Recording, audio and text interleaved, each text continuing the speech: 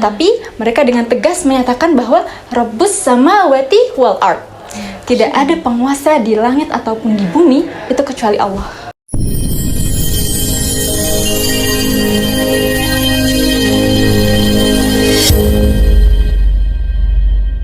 Assalamualaikum warahmatullahi wabarakatuh. Selamat datang di podcast Studio Hamka, podcast yang selalu menemani kamu untuk terus berkembang, belajar, menambah ilmu yang insya Allah bermanfaat. Perkenalkan, aku Karina Puspa Ramadanti yang akan menemani pada podcast kali ini di episode kali ini. Tetapi aku nggak sendiri loh, aku lagi bareng sama narasumber yang sangat luar biasa, yaitu Teh Malika. Halo Teh Malika. Halo Teh Karin. Oke, gimana kabarnya Teh? Sehat? Alhamdulillah baik dan insya Allah sehat. Teh Karin gimana kabarnya? Alhamdulillah. Semoga terus semangat ya Teh ya. Oke, pada episode kali ini kita akan menyelami sebuah kisah yang mungkin gitu ya. Ini tuh kisah yang sangat luar biasa Masya Allahnya karena ada gitu di dalam Al-Quran gitu, yaitu kisah Ashabul Kahfi. Nah, dimana kisah Ashabul Kahfi ini tuh kisah seorang pemuda ya yang ditidurkan selama 309 tahun. Mungkin kalau di sini tuh kan penasaran gitu ya gimana caranya pemuda itu ditidurkan 309 tahun. Nah, mungkin untuk itu aku mau nanya nih Teh ya, kira-kira latar belakang dari kisah Ashabul Kahfi ini tuh apa sih Teh? Ya boleh, hari ini kita coba kupas sedikit terkait peristiwa Ashabul Kahfi ini. Nah teman-teman, peristiwa ini cukup fenomenal dan juga terkenal ya. Bahkan Allah ini mengabadikan kisah Ashabul Kahfi ini di dalam Quran surat Al-Kahfi ya, yang mana peristiwa ini terjadi pada masa pemerintahan Romawi kuno. Karena Romawi Teh tentunya pada saat itu baik kerajaan ya, raja maupun masyarakatnya tentunya ini masih menyembah yang namanya berhala ya. Nah, kemudian pada saat itu ada raja ya yang bernama Dakianus. Raja ini tentunya penganut menyembah berhala juga. Pada saat itu raja mengumumkan suatu informasi yang mana akan diadakannya pesta besar-besaran Teh. Oh, jadi perayaan yang sangat besar gitu Teh? Ya betul, tapi pesta ini bukan sembarang pesta Teh, bukan untuk senang-senang aja. Terus ya. apa Teh? Karena pesta ini di dalamnya kegiatannya ini memuat kegiatan ibadah yaitu berhala bersama-sama. Nah, tapi atas izin Allah di dalam wilayah tersebut ya, yang beberapa riwayat menyebutkan adalah nama kotanya adalah Absud namanya Teh. Ya, di dalam wilayah tersebut Allah izinkan ada segelintir orang yang Allah takdirkan sebagai seorang Muslim.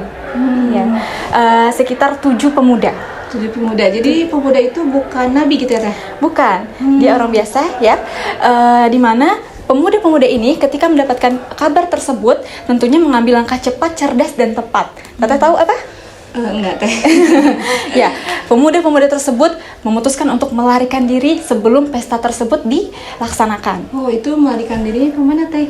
Ya, mereka melarikan diri menuju sebuah bukit. Yang mana di saat itu mereka sama-sama saling menjaga ya, saling melindungi dan juga saling menguatkan bahwa keyakinan yang mereka miliki, keyakinan yang mereka yakini itu adalah yang benar.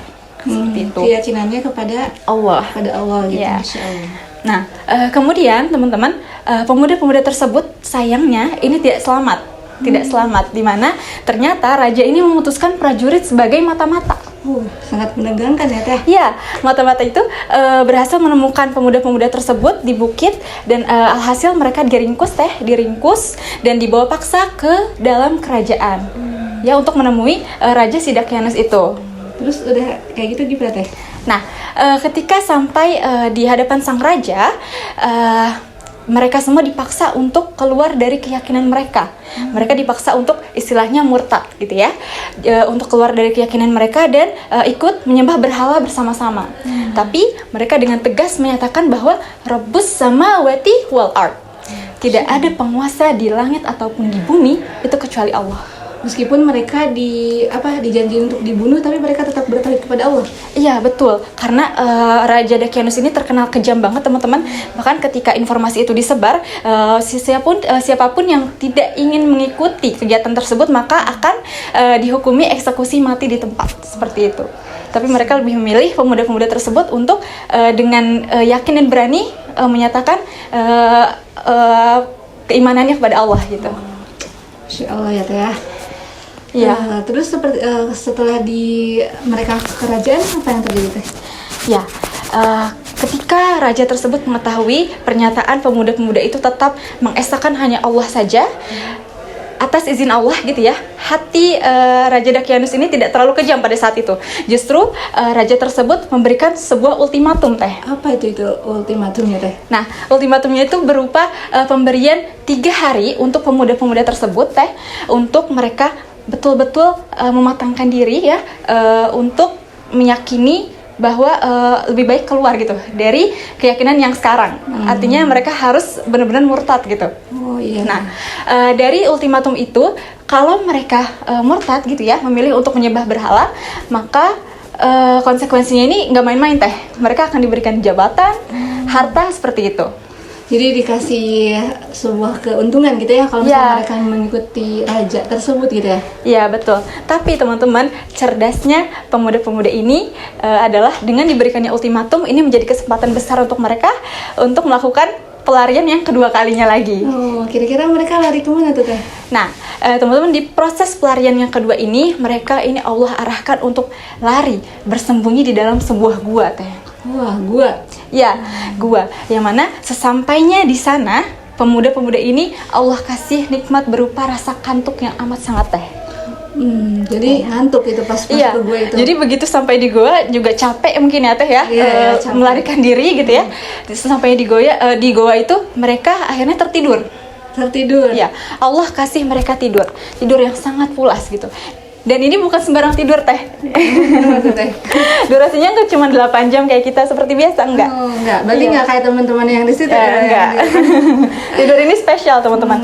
Karena Allah beri waktu mereka tertidur ini ternyata nggak main-main, sekitar lebih dari 300 tahun. Wah, 300 lebih? Iya. 300 tahun? Lebih dari 300 tahun.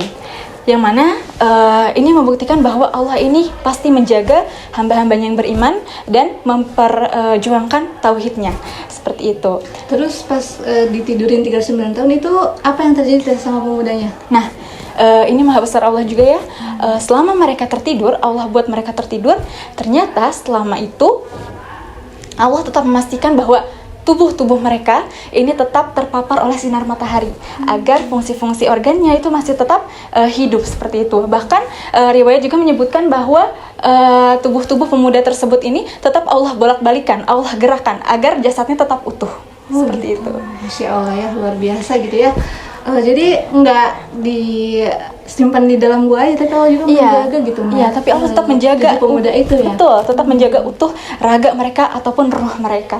Adapun beberapa riwayat menyebutkan bahwa ternyata mata-mata prajurit yang dikirim oleh raja ini hampir menemukan pemuda-pemuda ini Teh. Hampir menemukan. Terus gimana tuh Teh? Tapi lagi-lagi pertolongan Allah ini sangat di luar nalar gitu ya.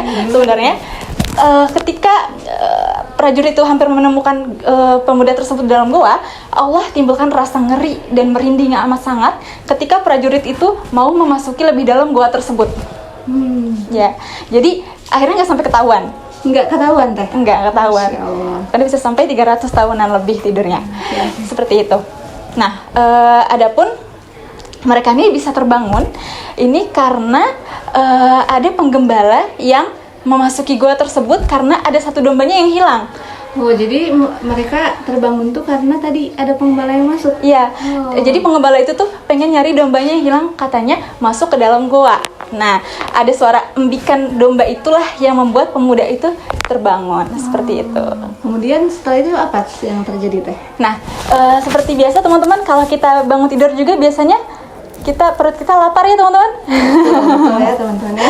Ya, begitu juga dengan pemuda-pemuda tersebut. Salah satu dari mereka ini memutuskan untuk keluar dari goa dan mencari makan di pasar terdekat Teh.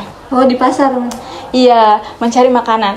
Nah, ketika ingin membayar gitu ya, justru pedagangnya ini kaget melihat mata uang yang diberikan oleh pemuda tersebut gitu ya. Oh ya, karena tadi ya udah beda tahun gitu ya. Iya, karena mereka merasanya tidur mereka itu hanya selama sehari saja. Ternyata kenyataan yang mereka lihat adalah sudah sangat berbeda sekali dengan masa-masa sebelum mereka tertidur seperti itu. Seperti itu Teh. Insyaallah. Sama seperti kita ya, ibaratkan ini kan 300-an tahun ya Teh ya. Ibaratkan kalau di zaman sekarang ada yang pengen beli kue putu mungkin ya.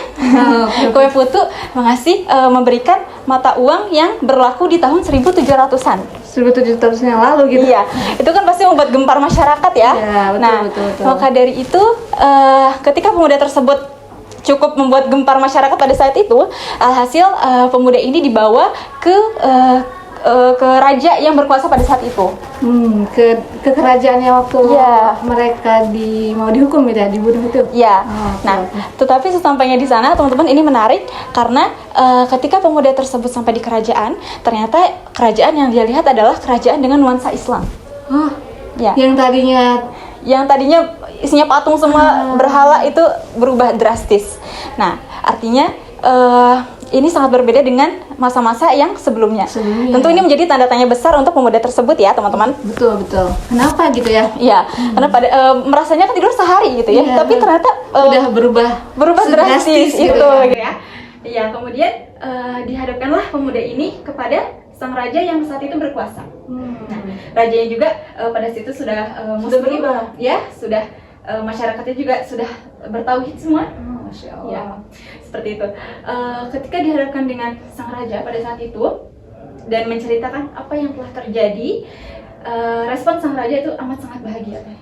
Kenapa gitu Teh kira-kira? Ya, karena sang raja memahami gitu dari kisah yang disampaikan oleh pemuda tersebut bahwa benar adanya kehidupan setelah kematian. Masya Allah. Seperti itu. Selepas bertemu dengan sang raja, pemuda itu izin untuk kembali ke gua lagi, bertemu dengan teman-teman yang lain. Oh, jadi kembali lagi ke gua Teh? Iya, kembali Setelah lagi. ketemu dengan raja yang tadi toh? Ya, Kembali lagi bertemu dengan pemuda-pemuda yang lain dan menceritakan apa saja yang telah terjadi selama pemuda itu membeli makanan tadinya. Iya, betul.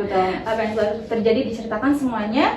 Akhirnya mereka memutuskan untuk sama-sama berdoa kepada Allah.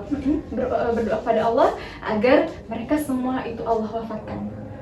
Masya Allah. Jadi mereka berdoa untuk diwafatkan gitu kan? Ya, padahal mereka istilahnya baru bangun gitu ya. Iya. Kenapa Tapi- tuh alasannya? Kenapa mereka ingin diwafatkan oleh Allah gitu? Nah, ini menarik banget teman-teman. Mereka ini tetap memperjuangkan tauhidnya gitu ya. Mereka juga memikirkan kedepannya seperti apa. Mereka berpikir bahwa kalau mereka tetap dihidupkan, dikhawatirkan nantinya akan timbul sifat dan sikap manusia ini yang memuja-muja manusia lainnya. Oh, takut ada kesyirikan lagi Iya, gitu ya? khawatirnya timbul lagi sifat-sifat yang nantinya akan menyekutukan Allah lagi. Seperti itu. Dan akhirnya mereka Dan Allah menjawab doa mereka secara kontan. Di saat itu juga Allah cabut nyawa-nyawa mereka dan Allah tutup kembali gua tersebut. Masya Allah ya, ternyata tadi gitu ya, ketika mereka dari awal gitu, dari awal sampai akhir mereka berjuang gitu untuk mentauhidkan Allah, dan dari kematiannya pun mereka menghindari gitu ya kesyirikan yang bakal terjadi gitu ya Teh ya. Iya, betul. Masya Allah, berarti luar biasa sekali ya Teh ya. Itu sekali. Kira-kira nih Teh, kan teman-teman pasti udah mendengar gitu ya Teh ya. Kira-kira nih apa sih pesan dan kesan gitu yang harus diambil dari cerita Ashabul Kahfi ini, biar teman-teman di sini bisa sama-sama gitu ngambil gitu hidayahnya gitu, gimana Teh? Iya. Sebetulnya ada banyak sekali pelajaran yang dapat diambil dari peristiwa ini. Karena itu Allah juga mengabadikan dalam Quran surat Al-Kahfi, teman-teman. Salah satunya adalah pentingnya untuk kita memperjuangkan tauhid. Ya, tidak pandang status, usia, jabatan, ini harus terus diperjuangkan yang namanya tauhid. Kenapa? Karena setiap fase kehidupan itu punya medan juangnya masing-masing. Dan untuk melalui itu semua, tentunya kita perlu pertolongan dari Allah. Masya Allah. Mungkin gitu ya teman-teman, jadi tadi ya ketika keimanan kita sudah kuat gitu ya, maka Allah pun tadi akan mematikan, kan Allah tuh maha menghidupkan dan mematikan gitu. Jadi ketika kita terus bertauhid kepada Allah, maka Allah pun bakal menolong kita ya Teh gitu ya. Oke, baik Teh, mungkin terima kasih banyak gitu ya Teh udah meluangkan waktunya di pada podcast kali ini. Semoga gitu teman-teman juga yang menonton bisa bermanfaat gitu ya, bisa mengambil hikmah dan hidayahnya gitu. Mungkin cukup sekian ya. Wassalamualaikum warahmatullahi wabarakatuh.